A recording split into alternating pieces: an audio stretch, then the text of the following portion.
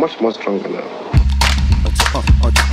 The bang to the boogie, so the boogie to the rhythm of the boogie to beat. To the rhythm of the boogie to beat. I did go like simple and plain as prominent. Hi, I'm Stacy with girlsandstacks.com, and we are at the Austin Teen Book Festival, one of the largest teen book festivals in the country. And I have the lovely Gabrielle Zevin with me, the author of All These Things I've Done, a recent release in which she writes about chocolate and coffee being illegal. Yes. And to segue into that, let's say water is rationed, paper is hard to come by, and you made chocolate and coffee illegal, and we want to know why. What made you write a story where things that people love, like people are addicted to these things, Yes. you said? Well, it's funny because I'm really not that much into chocolate, to tell you the truth. And I once saw an interview with Ralph Fiennes, who of course plays Voldemort in Harry Potter, and they asked him, so do you like reading Harry Potter? And he said, no, not really. But then the man who plays Voldemort shouldn't be, so I kind of think that's why I'm perfectly comfortable with the concept of a world where chocolate is illegal. Right. Yeah, I would miss water, however. Water's kind of frankly, essential to life. if it was a world without bread, then I'd be in serious trouble. But I could kind of live without the chocolate, to tell you the truth.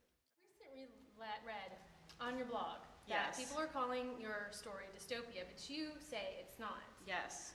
It's schmistopia. Do you want to describe how people are misusing this term, and can you elaborate on that? I can try to describe that. Let me think.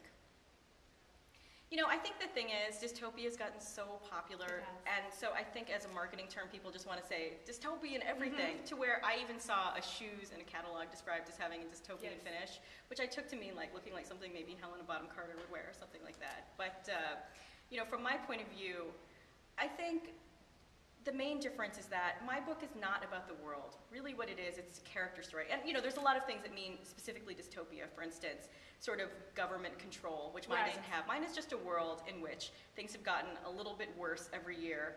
It's not that there's been a major cataclysmic event. Right. There's no apocalypse of any kind. It's basically a character story. It's a book about a girl, not a book about a world. Right.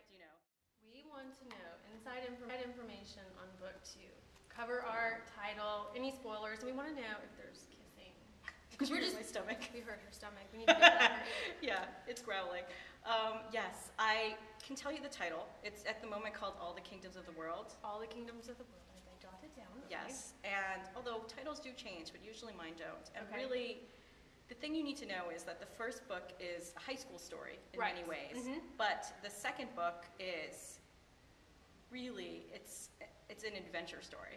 She is out in the world, in the greater world, and she really goes to the root of cacao, which is the product from which chocolate is made. It's that thing. Yes. I already call it, And I also always want people to know that just because you're introduced to a love interest in book 1, doesn't mean he's going to turn into like the story. Do you know? Right. That No. sometimes a boy you meet in high school is just a boy you meet in high school. Yeah. And no, that's it. I He's not